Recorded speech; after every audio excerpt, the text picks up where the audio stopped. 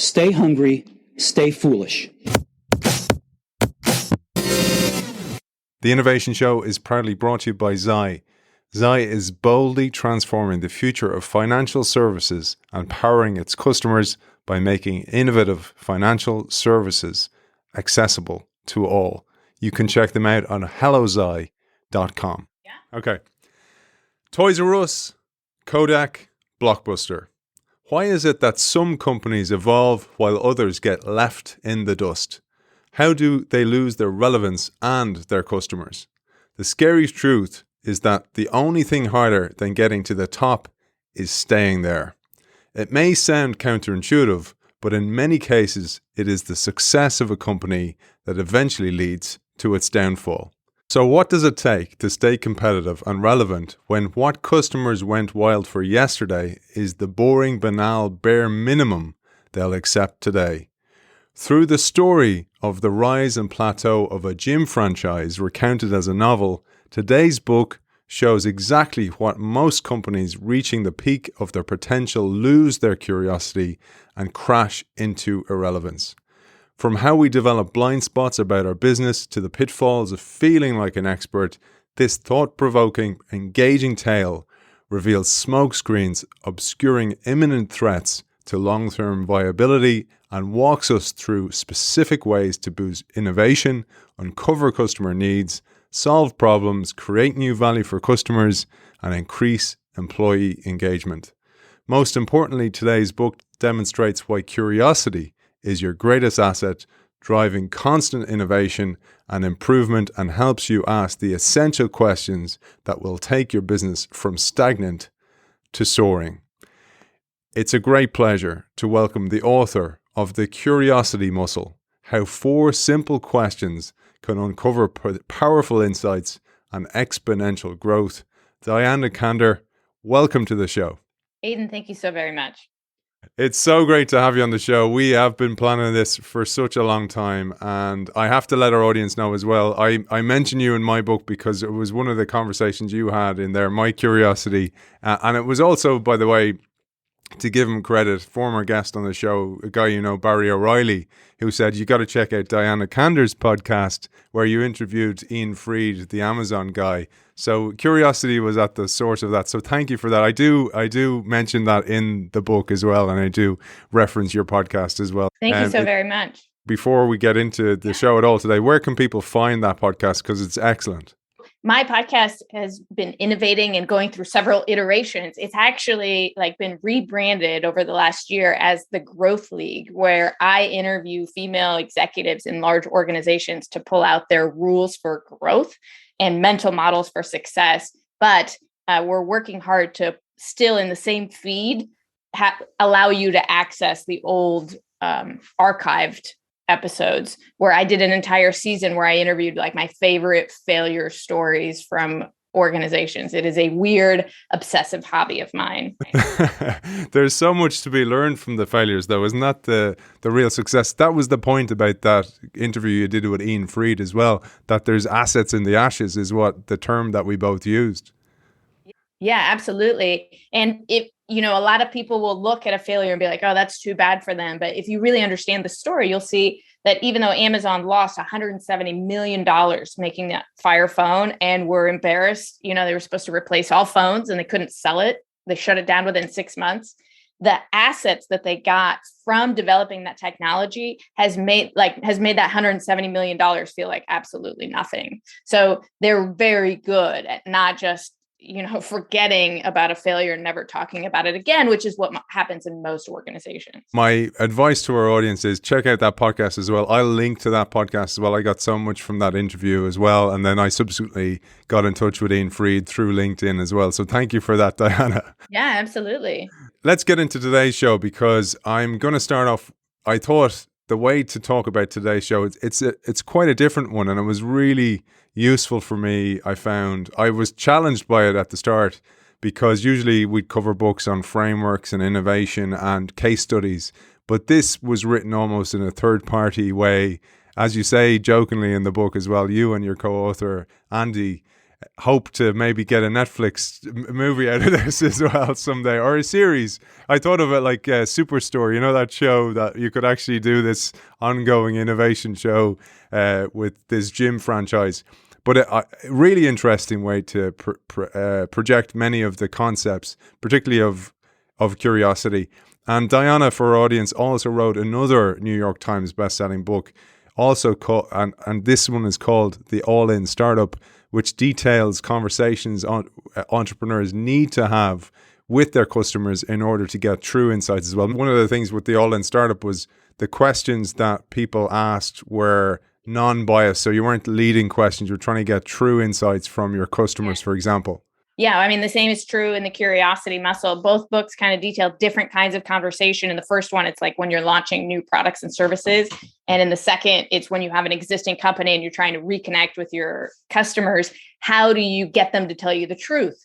Because, you know, most people lie. That is an unfortunate fact of talking to your customers. They're trying to be nice. They're trying to give you information that they think you want to hear.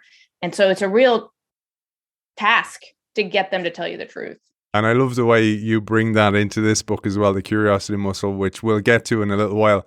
But I thought a really useful way to showcase this book would be to start off with the principles of the book, and then maybe I'll pull some excerpts from the book as well. So for those people, we won't do the book justice in a podcast like this. So what I'll try and do is give a spine of the book through some of the lessons that I derive from it. And then you can go and get a copy of the book and actually read the book through those experiences. But you start the book in the introduction with a great quote from that company again, from Amazon, but this time it's from Jeff Bezos. Do you say Bezos or Bezos, by the way? Oh, that's a great question. Me too. And people are like, oh no, it's Bezos. And I was like, I thought it was Bezos. Anyway. But the quote goes as follows: customers are always beautifully, wonderfully dissatisfied, even when they report being happy and business is great. Even when they don't know it yet, customers want something better. And you add here, if we want to stay competitive in today's fast-changing economy, we'd better figure out a way to consistently find blind spots in our business, because feeling like an expert is comforting. And that is what makes it so addictive as a state of mind. Maybe we'll use that as a way to tee up the book. Absolutely. So, you know, it's important to tell your listeners that we're leaving out all the sexual tension that makes the book fun to read. Yeah, that's the spoonful of sugar that makes the medicine go down, as I like to think. I love that quote because I think that most of us operate just in our daily lives thinking that no news is good news. You know, like when our customers are not calling to complain, then that means we're doing everything well. And my biggest goal is to shift that thinking that if you're not hearing feedback that is surprising and potentially a little bit painful, then you should be scared in your office. You should be sweating bullets, because that means that you are developing blind spots that are causing a rift between you and your customers. And the way to see this early start of the podcast here is lenses through which to read the book or to hear the book today, what we're going to talk about. Because you talk about the curse of expertise that I mentioned there in the intro. You say blind spots are not the same as weaknesses, because you can see your weaknesses. In fact, the trouble with blind spots is that they can hide in broad daylight, disguised as parts of your business you think are thriving, but have grown woefully inadequate. And by the way, I really like the way in the book that you use that for the plank as well. For somebody doing the plank, is like, you need feedback. You need somebody telling you honest truth about that. Yeah, if you're trying to do something that you've never done before, and, you know, growing your company to the next level counts as one of those things, then there are blind spots that you have that you aren't aware of, and uncovering them is the fastest route to growth. I'll give you a silly little example, but I'm a keynote speaker. It's my favorite job. And, you know, I have a list of things I think will get me better. And one time it was writing more jokes. I hired a friend who was a stand-up comedian, and I was like, hey, can you help me write some jokes for my speech? And so she watched me present, do a whole hour, took a lot of notes. And as soon as I stopped, she was like, wow, you are horrible at breathing. And I was like, oh, is that the first joke? Because I do not get that joke. And she was like, no, you don't know how to breathe correctly. And I was like, I don't know. I've been breathing a pretty long time. I feel like I got that down. Maybe you could just help me with what I asked for. And she was like, do you ever feel like you're going to pass out on stage? And I said, yes, I do get dizzy when I'm up there. And she said, do you ever lose your voice? And I said, I lose my voice after every speech. I feel like that's a professional speaker thing. And she was like, no, you are breathing wrong. And I was like, okay, well, let's talk about the jokes. And she goes, is that how you walk on stage? And I was like, what's wrong with how I walk? She's like, it's very apologetic the way you walk. And I was like, oh my God. I said, do you have any jokes on your piece of paper? And she said, well, honestly, no, because you do this weird thing with your eyes that I just called googly eyes, which is so distracting from anything that you say that honestly, I wrote on my piece of paper was googly eyes over and over again. And I'm looking for it now. I'm looking for it. No, I fixed it. I fixed it because somebody shared it with me, and that's the way blind spots work. Like, you think you have a to-do list that's going to get you to where you want to go. And there's this other list of things you aren't even aware of that's going to get you to that goal faster. Like, even if I had written the best jokes to go into my keynote, nobody would have heard them because of my apologetic walking and my googly eyes, if I even made it through the end of the speech without passing out. So, uncovering those blind spots, that was my big aha. Like, that is the way to grow much faster in your organization. Brilliant. I'm going to ask our audience, please tell me if I do any of those, anything that you annoy you. And I've said this before to people. One person said I use a similar anecdote over and over. So please, I am totally open for our feedback. It's so useful. So can I say something about that, Please, Aidan? please. So a lot of people say that. A lot of people say, like, please, if you have any feedback for me, give it to me. And that's like saying I have an open door policy. But you have to understand, like, the amount of motivation and momentum that a person needs to, like, write you a letter, and just like the ickiness that feels inside that they have to overcome. So if you want to uncover those blind spots, unfortunately, you have to do more than say you have an open door. You have to seek out people who could give you critical feedback. And you don't have to do it all the time. Like, I like to do it at least once a year. I think that's a good cadence for a lot of organizations, but you have to seek out blind spots. People aren't just going to come, get in your face with them. It's so funny because actually Whitney Johnson, who you know as well, Whitney's been on the show a couple of times, and she was so instrumental in feedback for my book. She gave me really critical feedback, and she said she actually wondered about it, and she wrote it in a blog, and she anonymized me, but I was like, you know what, it's totally fine. That's because I will write about that in the future for sure.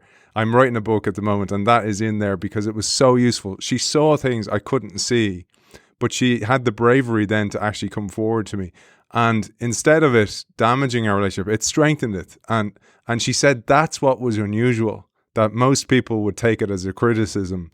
And the fact that I embraced it was actually what the win was for both of us. Yeah. You have to think about, and you're clearly doing this, the pain that comes from that feedback as similar to the pain that you get when you're exercising. It's making you better and stronger in the long run. Like, if you're doing exercise right, it is very uncomfortable, and it's pushing you beyond what you think you can do, but you're doing it because it's making your lungs stronger. It's making your muscles stronger. And that's what feedback can do for you.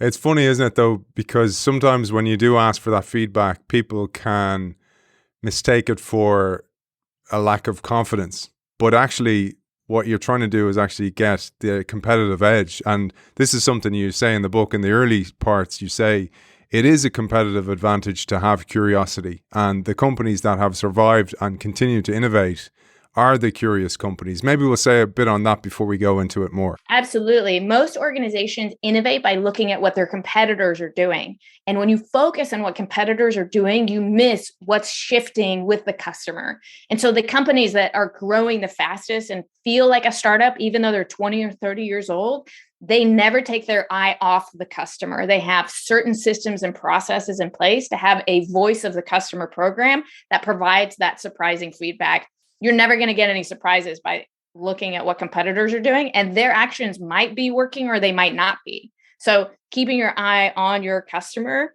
will get you the best ideas. You mentioned there, like, curiosity is like a muscle that you need to keep toned, and that if you don't use it on a regular basis or don't seek out the feedback, it atrophies. And there's a brilliant quote by Walt Disney that's about imagination. He said, every child is blessed with a vivid imagination, but just as a muscle grows flabby with disuse, so the bright imagination of a child pales in later years if he or she ceases to exercise it. And the reason I share that is I noticed this with children. My son, we were talking before we came on air, you've children, I've children, and we both have an 8-year-old. My 8-year-old, when he was younger, came back from school one day and we were doing his colouring in, and he's like, Dad, you colour that piece. And I was like, you're the one colouring, you colour. And he's like, oh no, I don't want to do that. What if I go outside the lines? And I was like, of course you're going to go outside the lines. If I do it, I go outside the lines. And I was like, where is that coming from? And it turned out that he was under pressure from a teacher in school not to go outside the lines. And I was like, kind of going, if we do that to our children in those early stages, we're ruining them later on, because they got to make mistakes in order to learn. Aidan, I just read this brilliant piece of research that I've put into my keynotes about this very topic. So in 1968, NASA went to these two researchers and they said, how do we find the most innovative people in our organizations? Can you design some sort of test? And so they came up with this simple test that worked so well for them to find the most innovative people at NASA. They were like, let's take it into the broader population. Let's test children, and see what happens. So the test is this. It's how many uses can you think of for a paperclip? So the average person can think of 10 to 15 different uses for a paperclip. Somebody on a genius level of innovation can think of 200 reasons or 200 things that they can do with a paperclip. And they went out and they tested 1,600 children at 5 years old. 98% of them were ranking at genius levels of innovation, right? And then they were like, okay, let's test these kids. Let's do a longitudinal study. Let's test these kids again 5 years later. Now they're 10-year-old kids. The numbers of geniuses drops to 30%. Oh my gosh, a huge drop in those very pivotal years between kindergarten and when they're 10 years old, right? Where we have kids right now.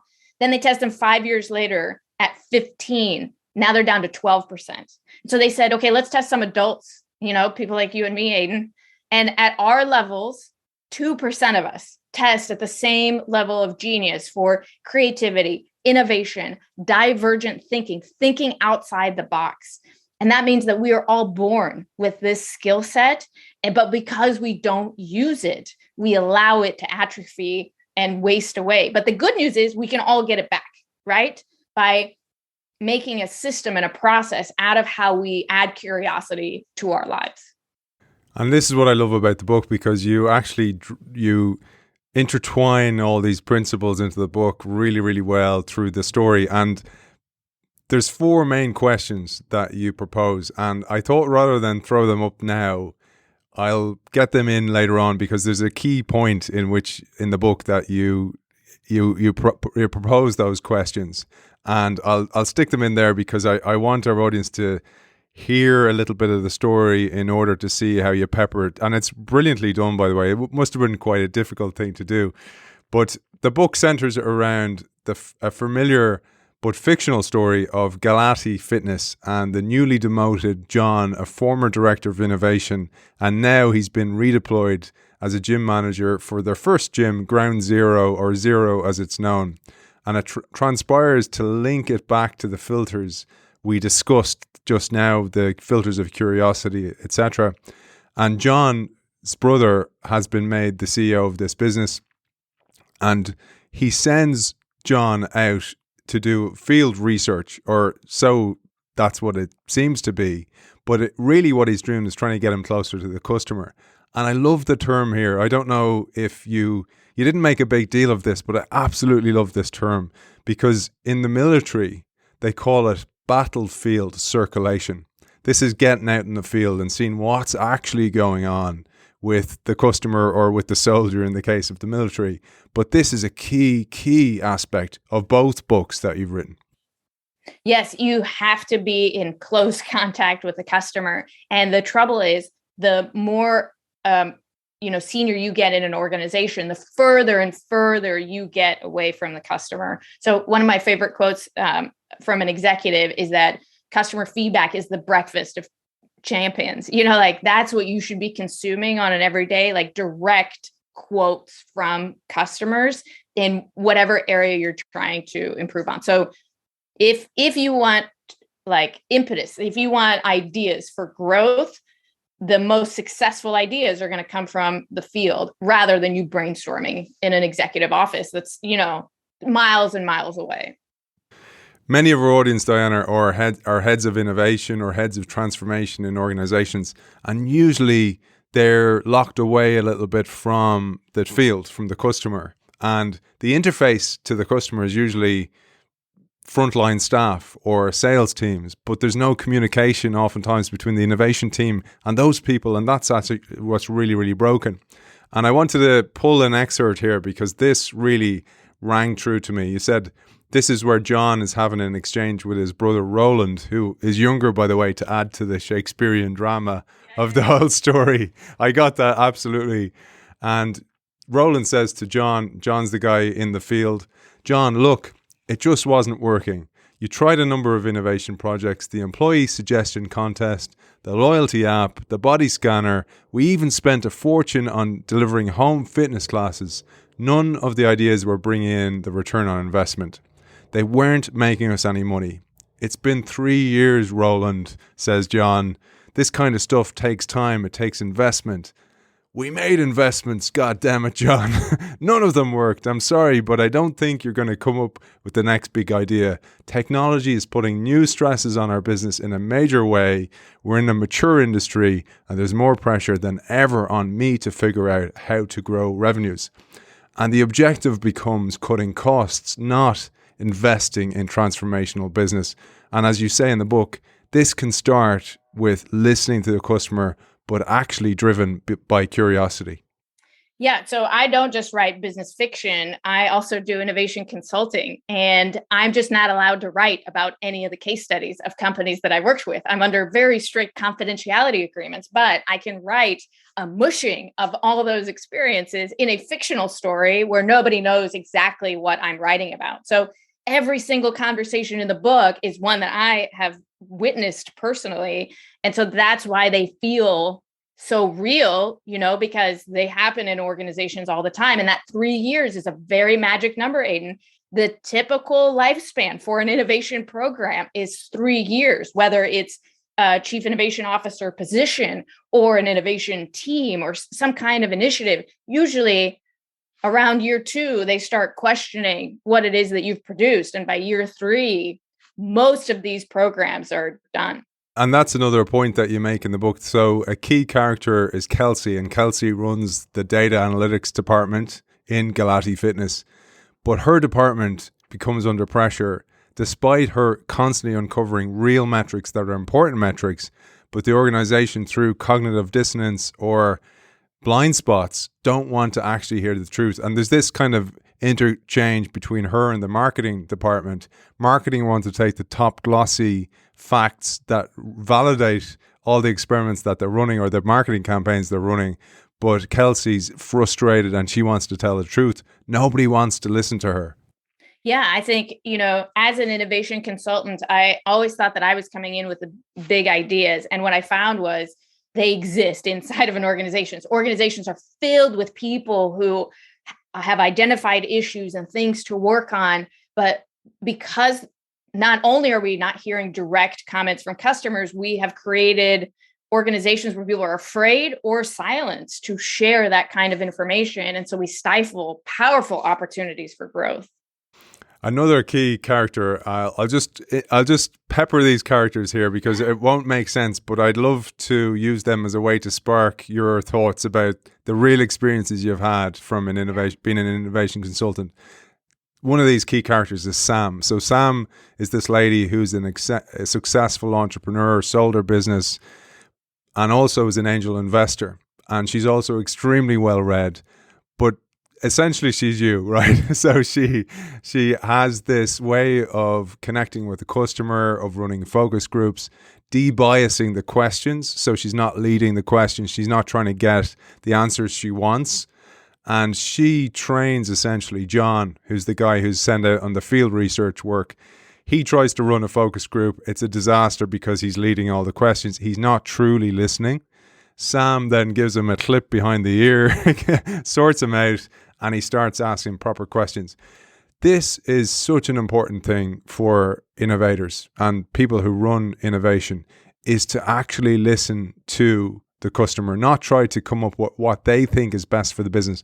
Mea culpa, by the way, as a head of innovation in the past, I've done that because you're looking for some small wins, and you try to create those small wins from a glass department that's totally disconnected from the business, and kind of go, look, a loyalty app, it's essentially a digitized version of the piece of paper that you used to have, and it's like, ta-da, and everybody's like, that's great, lipstick on a pig, great. But getting down into these focus groups and listening to the true voice of the customer is, if that's all you did, if that's all the lesson you took from this book, it's absolutely essential. Yeah, I think what you're saying is so important. It's not holding the focus group, right? Like you can trick yourself into thinking you check the box, but it's holding one that gets you real feedback. And the life experience that really made me want to write about this is I once worked with somebody who was the head of product for this company. They held 3 focus groups before they launched a product. And every single one of the focus groups, people came back and they were like, yes, this is a great product. And then they launched the product and no one bought it, including any of the participants of the focus groups. Like they had their contact information. And so they called me trying to figure out what happened and what they missed. And then once we started breaking down the actual questions asked in the focus group, it became abundantly clear. And sometimes they were simple. The questions were like, do you love this? Like on a scale of 1 to 10, how much do you love this? Would you prefer it in red or blue? And so the questions didn't give them, like they communicated so much. That's so important to understand. If you communicate to the people you're interviewing what it is you're hoping to hear from them, then they'll give you exactly what you want. And so you actually have to trick them into not knowing what the right answer is in order to be able to seek out the truth. It's an absolutely such a core point. One of the mistakes I made in the past was I developed an app, a radio app for a radio group, and asked on a survey, if we did this in the app, would you use it? You know, got enough responses to kind of validate it. It's like, yeah, let's do it. Let's build it. And what we could have done, I found out in retrospect, was actually put a button in there, saw how many people clicked on the button, perhaps in the menu, and then actually went, okay, we need to build this thing. And that kind of validation, small experiments, is absolutely core. We'll come back to the small experiments because that's really important. But back to the focus group. Yeah. There was a really important point you made in that focus group, is that it needs to almost hurt. It's almost like feedback. Like feedback hurts sometimes because you're kind of going, I thought I was killing it. It turns out I'm not. But would you rather go on with that cognitive dissonance knowing you're actually failing? And there's a point here where John goes through multiple feedback sessions where not only does he go and listen to the customer, but he listens to disgruntled employees. He goes and seeks them out. And he says after all this, when he's asked how he felt, he said, oof, rubbing his right temple. It might have taken a few years off my life, but I have to hand it to you. This was Sam who told him to do it. You know what it was. It was bittersweet. Bitter because I heard all the stories that the old Galati Fitness, the way it used to be, why they fell in love with the business. And sweet because it was kind of inspiring to think that a gym can mean so much to people. I thought that was a key point because feedback doesn't always end with a happy story, but it can spark your imagination and spark your curiosity. Look, I think a lot of us have mistaken beliefs about how right we are, how often we are correct, and people who study decision making, like the science of how good we are at making decisions, will say that at the peak of your expertise in your field, you're making the wrong decision about 50% of the time, Aidan. That's like, to me, a mind-blowing percentage, right?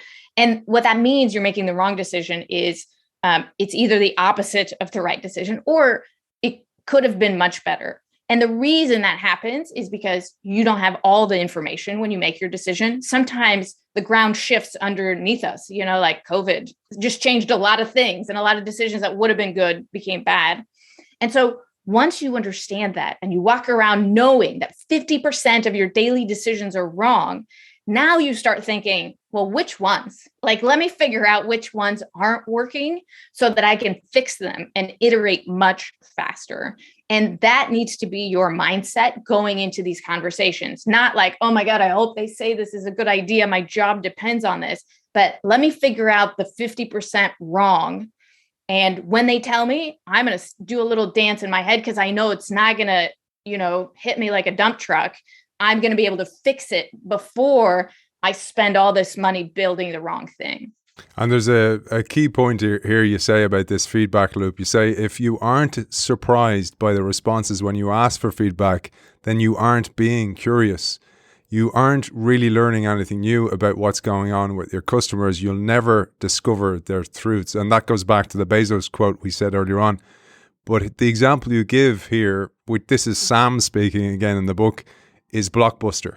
Yeah. So Blockbuster is one of the best examples. They had the opportunity to buy Netflix for $50 million. Like, what an unbelievable opportunity. And their executives turned it down very confidently, said, no, thank you. And they said the reason was because they did surveys of their customers and they knew their customers, and their customers loved the in-store experience. They loved browsing through the shelves. They loved discovering new movies. They loved bumping into their neighbors. And that was all true. But what the surveys didn't show are these huge glaring blind spots, which people hated about Blockbuster, which was their late fees.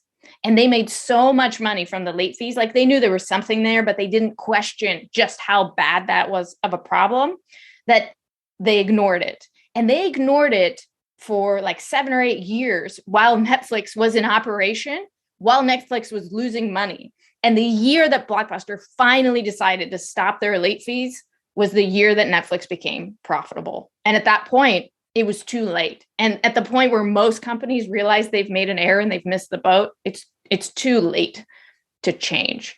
And so being open to those blind spots before they can hurt you can have significant growth opportunities for a company. The positive example you give was Domino's. And, you talk about Sam being an investor early in Domino's. I was like kind of hoping that was you. I wish. They are my favorite corporate innovator. I love Domino's Pizza because they've been able to grow their stock from like $3.50 a share in 2010 to like $500 a share, like something crazy now. And they don't sell anything other than pizza, Aidan. It's not like they started coming up with new, technology. They sell pizza.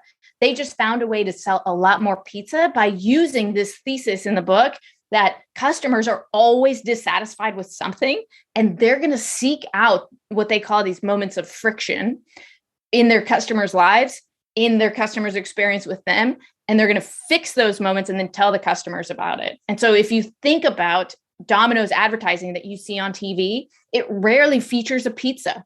It's usually about what the company is doing to like simplify your life and allowing you to order the pizza in an easier way. They have an app that you don't even have to click anything. You just open the app and it orders your pizza if you don't hit a button within 10 seconds. Like, they're trying to remove all friction from the process. And that's why they're so successful in their growth. Let's bring it back to the book then as well, to the tale of the fitness franchise. So it was founded by Mr. G. Galati, this man and he comes back to ground zero, to his first gym. He can't believe it. He's been so far removed from the business because he had become so successful. He'd probably spread himself too thin, and then he locked himself away in the ivory tower. But he says when he walks into the gym, this place is a leaky bucket. I can smell it. They are increasing prices instead of loyalty. They're charging more for everything they can and hiding it behind shiny promotions. And I thought about that as what we see sometimes in airlines, what we see as the example you give in movie theaters, for example, where everything's everything's atomized, but you pay for all the atoms and you're kind of going, wait a second, I used to get a way better deal when it was all a bundle in the first place. This is another key point that you see in so many businesses. I mean, I had a front row seat to watching this. Like over here, we have customer complaints, which are like very low hanging fruit. And over here, we can do absolutely nothing about that and just raise the prices a little bit and see if they complain. And that I feel is like a Jenga tower, like that's only going to work long, like up to a certain point, at which point you're going to be in big trouble because the amount you're charging is so far removed from the value that your customers perceive. One of the other points then was when John goes out and seeks feedback from disgruntled employees, people who had left the business as well as people who'd stayed. And he goes and finds like a guy who'd gone out and set up his own business. And again, like the focus group, the initial responses to the answers are kind of guarded. They don't want to tell the truth because they're kind of going, what's in it for me if I actually bother? And actually, I have this sometimes. Sometimes people ask for feedback and you're kind of going, do they actually want the feedback or are they just being kind of humble? I don't know. And then you kind of dig a bit deeper and you find out they're just being humble and they don't want the feedback. And you're kind of going, it's not worth it. Or as I say to my own children, you really give feedback when you care about the person. It's a sign of care, or it's a sign of wanting to actually make them better. And John then asks some of the former employees, and he finds out that they are actually the link to the customer, and they may actually say things about the gym and badmouth the gym, and actually and this happened to me when I was in New York. I was working in New York for a few months, a few years back, and many times the taxi drivers would actually almost usher you towards which one to take. So they're like, don't use Uber again, use Lyft because they treat us much better and they look after us. And you're kind of going, okay, because that's the interface. And in this case, it was the gym instructors. So let me give a shout out to my co-author, Andy Fromm, who's the CEO of this incredible company called Service Management Group. And they do customer satisfaction surveys and employee satisfaction surveys for the largest Fortune 500 companies. They do over 100 million surveys every year between customers and employees. And then they have a lot of data scientists that cross-reference the data. And the biggest takeaway from all the research that they've done is that your customer experience will never outpace your employee experience. So if you're the kind of company that's like, let's put everything into making our customers satisfied, and you have all these disgruntled employees over here, it's never going to work. Your customer experience will never be better than your employee experience. So if you want to affect how customers are perceiving your business, you have to invest in how employees feel. It reminded me of a brilliant quote by Richard Branson, and I'm sure this was an influence behind either Andy or yourself. He said, clients do not come first, employees come first. If you take care of your employees, they will in turn take care of your customers or your clients. And that really jumped to mind because, again, what happened was decisions, back to the point we made earlier on, were being made up in HQ, totally disjointed and disconnected from what was happening in the field. And it was like, for example, we want you all to use tablets to start to take surveys or to try and upsell the client to more products or more services within the business. Me as the gym instructor, I was doing this to try and get people in shape and have better lives. Now I feel like I'm working as an administrator. It's ruining me. But on top of that, my whole compensation had been changed because you decided to do something different up there. And this was driven by John, who was the head of innovation. Yeah. And they're forcing the employees to sell products because, somebody at corporate was like, we should sell more products, but they don't understand how much damage it's doing to the employee customer relationship, because now the employee feels gross about it and they have to push products, and the customer feels gross about it because they feel like they're just being sold to, and they just don't understand what they're doing to tear apart the most fundamental fabric of trust that is, the source of where corporate trust, like loyalty, growth, revenue, profit comes from. And so having that direct tie to your employees and having them tell you the surprising feedback about what it is that your programs are doing, it would be huge. I worked in an organization once that had a huge retail presence where employees would write thank you notes to customers.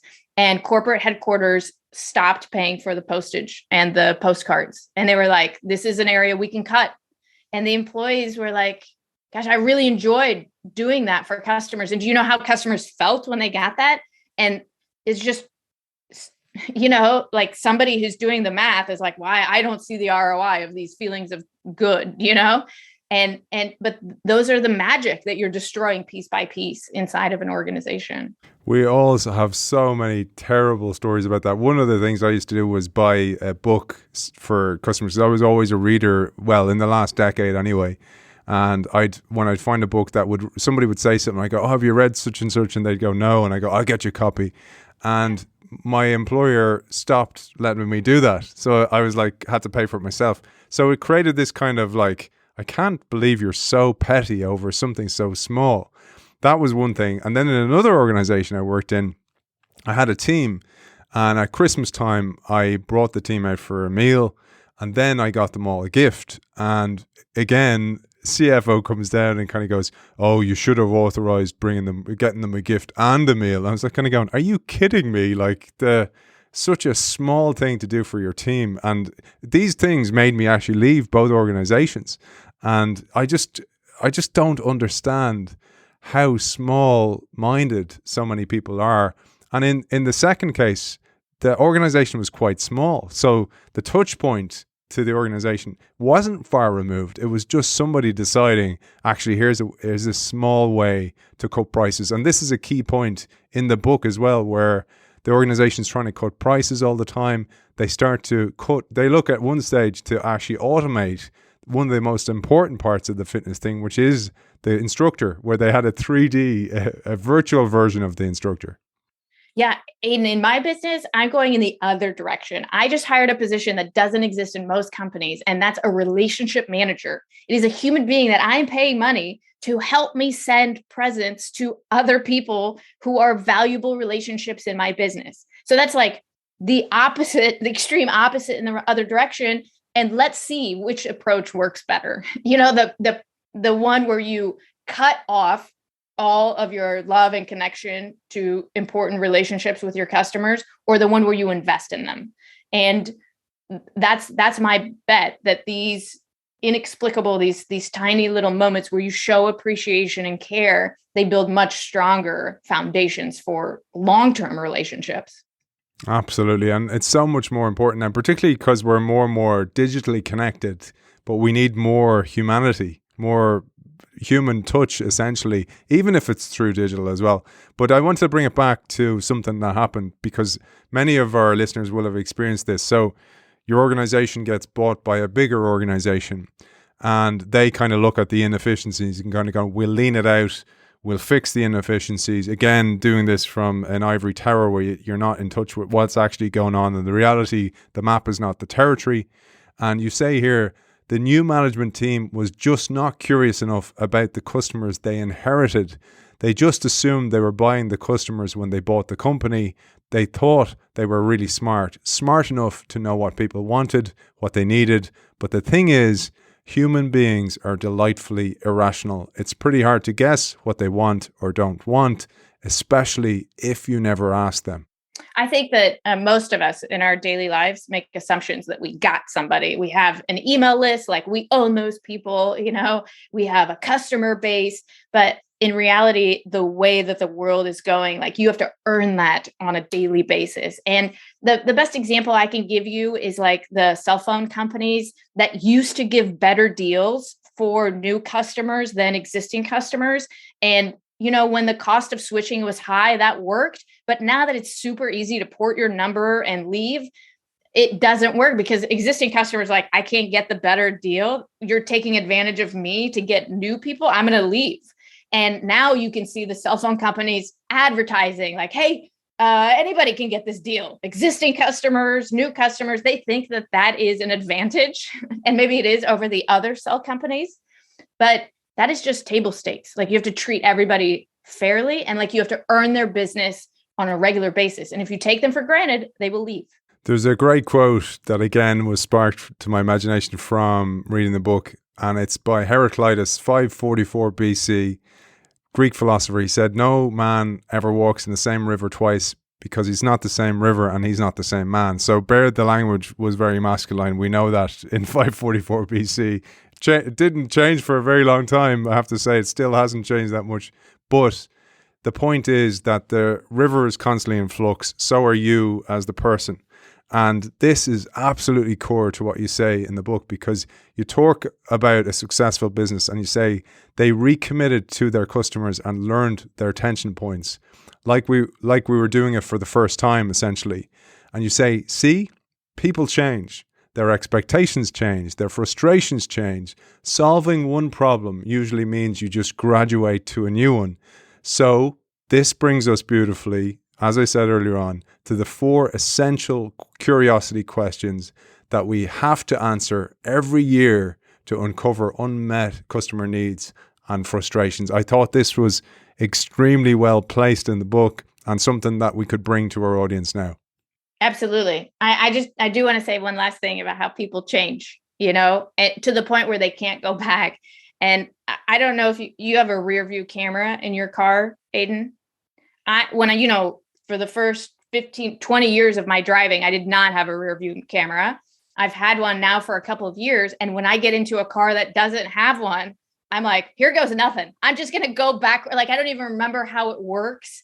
And to me, that is like the best analogy for how we are in life. Like, once we become accustomed to a certain way that a company treats us, that's the expectation for everything. We don't even know how to function in the previous land. And because there's such a mushing of consumer companies and B2B companies, B2B customers have consumer level, Amazon level expectations of their B2B services, which are irrational. But that is the bar that we have to meet in today's market. So this brings us beautifully to the 4 questions. And the 4 curiosity questions are, and they'll require some explanation. Perhaps you'll expand on them, but I'll give them at a high level. So number 1 is, what are our blind spots? Number 2, are we prioritizing the right things? Number 3, what can we test? And 4, how can we engage others? Perhaps you'll bring us through those 4 questions. Well, I feel like we've covered blind spots. Are we prioritizing on the most important? I think that most people make an assumption, again, about being right a lot. And they similarly think that whatever they do at work is of value. And that is an incorrect assumption. If you think about like some of the things you do at work take more time and effort to do than the value that they produce at work. And I call those zombie projects. Like, they don't die of natural causes. They're just kind of barely alive, sucking the resources and life out of your organization. And zombie projects are the largest source of corporate waste in today's organizations. And they're what feel like you're just not getting enough done. It's because you're not actually creating value. You're spending time on stuff that doesn't matter. And so how do you make sure you focus your time on things that actually create value for your customers and for your organization? The third question, what can we test? What kind of experiments can we run? Is we all have ideas of what can move the company forward. And a lot of times it's either like the highest opinion in the room wins, or we just don't do anything. And so rather than exposing the company to a lot of risk, this is covered so often on your show, how can we come up with some tiny way, just like you talked about with the product that you launched, like what kind of tiny thing can we use to test whether this is going to be worth the next investment milestone? And finally, who can we involve? Like, how can you involve your employees and your staff in the innovation process? Because they're going to feel invested. They're going to feel a sense of ownership over the ideas that you come up with, and they're going to help you come up with better ideas because they're the closest people to the customer. And like, that's what you want in your employees, for them to feel like the ideas aren't just raining down from corporate headquarters, which is detached, but like they were involved in the process of figuring out where the company's going next. I got this as well, and this shows your depth of experience as a consultant in innovation, is oftentimes there's a battle between the innovation team and the legacy organization. So the innovation team that think these are laggards and they won't wake out of it and there's blind spots all over the place. There are, but equally the legacy organizations looking at the innovation team going to go, what's the ROI on their projects? It's actually just lipstick on a pig or rearranging the deck chairs on the Titanic. And I decided this week, as I was reading your book, to meet somebody not involved at all in innovation, but somebody who's an absolute innovation skeptic in a bank.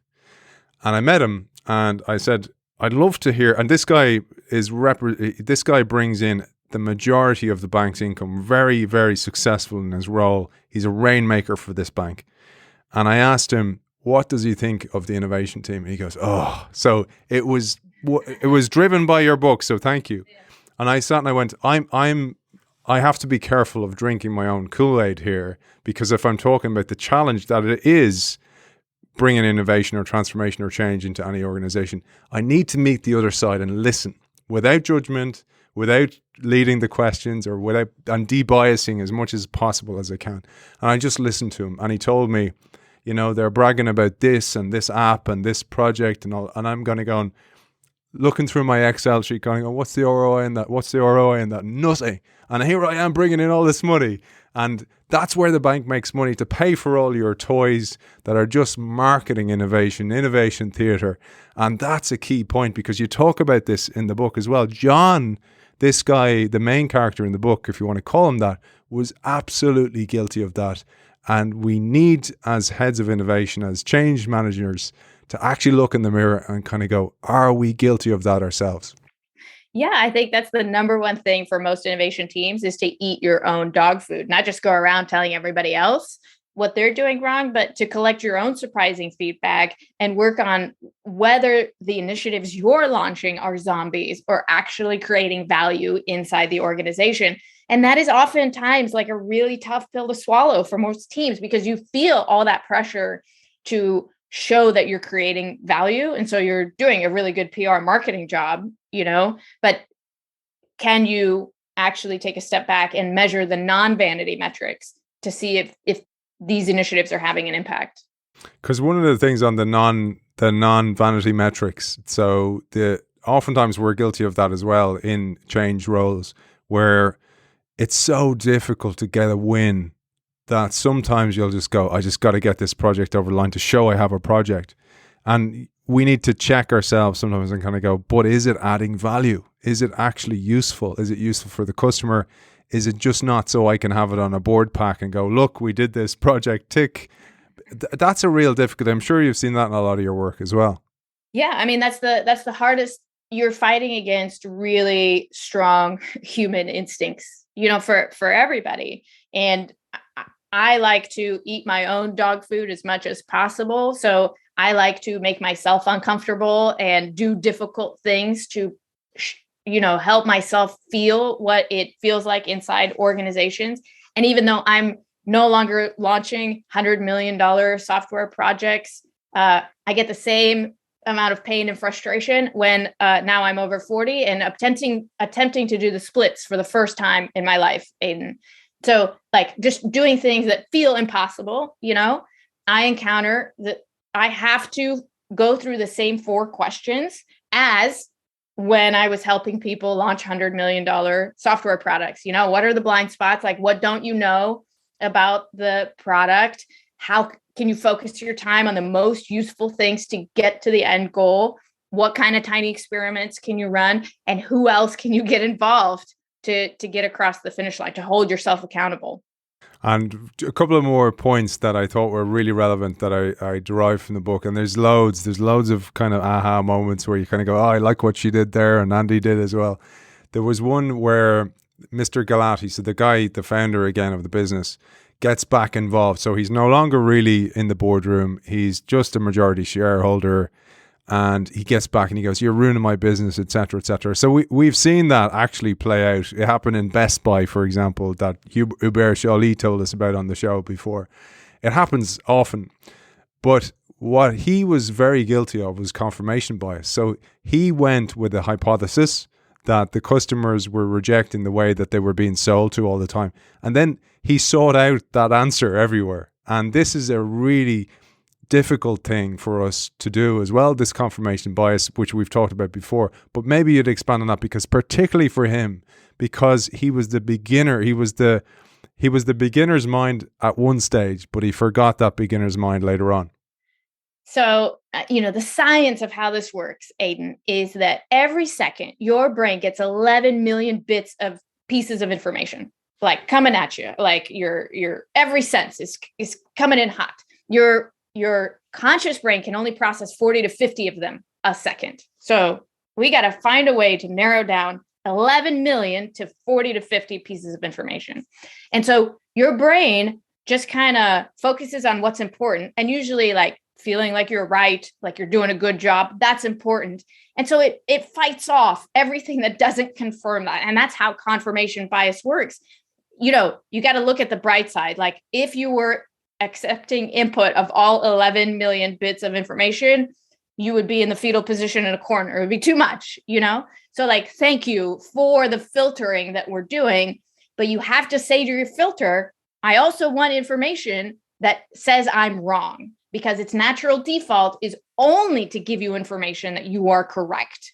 And even though I've seen this, like huge red flags, your brain will not hear it, will not process it. And my favorite example of this is there's this reality TV show where they go interview entrepreneurs. And this one guy was selling this product to hair salons. And he went inside and he kept saying, like, you could sell these to customers. And they were like, no, we're not really interested. They're like, we'll buy 4 and we'll use them. They're cool. And he's like, but also you could sell them to customers. And they were like, no, I don't think so, because we're a hair salon. We don't sell these kinds of products, but we'll take 4, And so anyway, he has this long conversation. He walks out, he's talking to the producers, and he says, that was amazing. They said they were going to try to sell them to customers. And I've never seen this on a reality show before. The cameraman was like, no, they didn't. And that's your confirmation bias at work. When you're so excited, when you're so passionate about an idea, you literally hear like different information than what's happening in reality. And so one of the things that I advise people to do is bring a buddy who doesn't care to these conversations and just see if they're hearing what you're hearing, because your version of reality could be very skewed. And for anybody who has a spouse, like, that there are 2 very different sides of what just happened in a conversation. I was just going to say, I just bring my wife along, and so she still says, people actually listen to you on the show, really? But actually, the confirmation bias one is so important to seek out, particularly in social media, because of the algorithms, the filter bubble, and, just seeing information that validates. I actually have a few different browsers, and I refresh the browsers. It's a pain in the ass to delete cookies and have to log in again. But it's interesting the way your sources change, your information sources change as well. And the other thing, to your point, I really try and limit the sources of information and the amount of information I consume, because I want to focus on information that's fresh and information that's not driven by an algorithm. And I think that's a real challenge in society today, and for our children as well, is to find information that's not playing towards their confirmation biases. I have this one fun thing that I do that I recommend to others, and I do it in my personal life and I do it at work. If I encounter a piece of information that I'm like, whoa, that is amazing, I immediately go to like, but is it true? Like that fact sounds so great. Let me just try to do some digging. And I oftentimes disprove like all of these firmly held beliefs. For instance, like a silly one. Do you know that you've heard that Michael Jordan was cut from his basketball team in high school? Not true. Like all of these stories, like, wow, that's an amazing story. He was cut from his basketball team. And I hear that piece of information and think, like, that sounds sensational. Like, let me just dig and find out what happened. But I do the same thing in my work. Somebody comes back and they're like, our employee satisfaction scores are 99%. I'm like, really? Let me go do some interviews and see what people think. And then I hear conversations like, oh yeah, we're not honest on those. Like our managers get them and just yell at us. So we've stopped being honest on any of those surveys long ago. So when you encounter a piece of information that you love, try to fight the urge to love it so hard and see if you can find evidence to the contrary. And I think that's the best way to fight that confirmation bias instinct. Have you heard of the Mandela effect? No, please tell me. So you'll love this because it's exactly, so the Mandela effect is where people believe that an event occurred when it actually didn't happen at all. And it was named after Nelson Mandela. Researcher, a lady called Boone, created a website where she said it wasn't a tragedy that Mandela died in prison in the 80s. And Mandela didn't die till 2013. And people believed that he died in prison in the 80s and what a disaster it was. And it was she was trying to prove this by creating a website. And same with you, I do it all the time when I'm reading. And I've got some stuff wrong. And I'll go back and I go, oh my God, I was so wrong with what I wrote before. And I'll go back and I'll fix it because I don't want to add to the problem that was there in the first place. But it's called the Mandela effect. Fascinating, the biases that we go through. There's one last piece, Diana, I thought was really important. And it kind of ties back to the idea of what can you test? Because as a innovator or not, you don't even have to be an innovator here. You can just be a CEO or have a small organization or one person, a consultant, trying to test something different in the marketplace. And I thought it was really interesting how that happened in the story. So again, John gathers the closest part of his team. So it's a chain of gyms, just to explain to our audience. John gets the trainers from his gym, which had been the worst performing, ask them what could they do to test. And they start testing and they create, all of a sudden, out of all the red lines of all the underperforming gyms, they become the green. And this whole idea of becoming something others become jealous of, it is so important in innovation that it's easier to sell a success than it is to sell an idea. And I thought that was a really core point that perhaps you'd expand upon in a way to close today's show.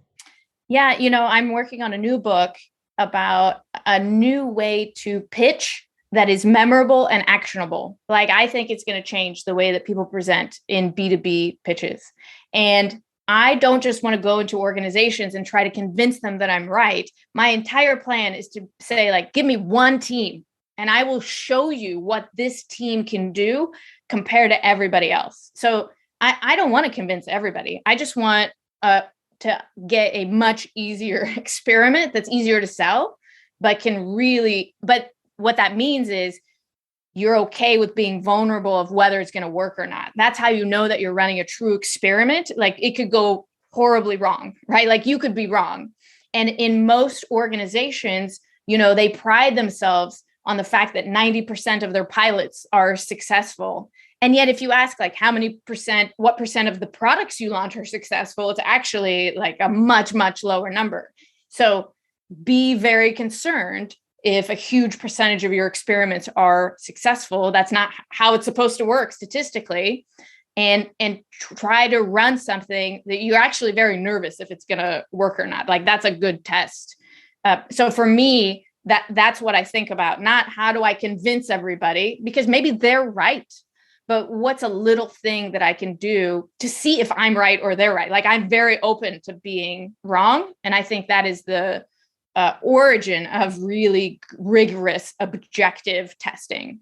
Wonderful. And Diana, for people who want to find you, we talked about your podcast again. Let's remind them, where can they find you for keynotes, for consulting, for trying out that test? Give Diana a team and she'll turn them around. Where can they find you? So dianakander.com is my website, and it's at Diana Kander on every social media platform. I'd love to connect with your listeners on LinkedIn or any other social media platform to hear what they got out of the episode. Author of The Curiosity Muscle, How 4 Simple Questions Can Uncover Powerful Insights and Exponential Growth, Diana Kander, thank you for joining us. Aidan, thank you so very much. Thanks as always to our sponsor, Zai. Zai helps businesses manage multiple payment workflows and move funds so they can pay and get paid without delays. You can find out more about Zai at hellozai.com.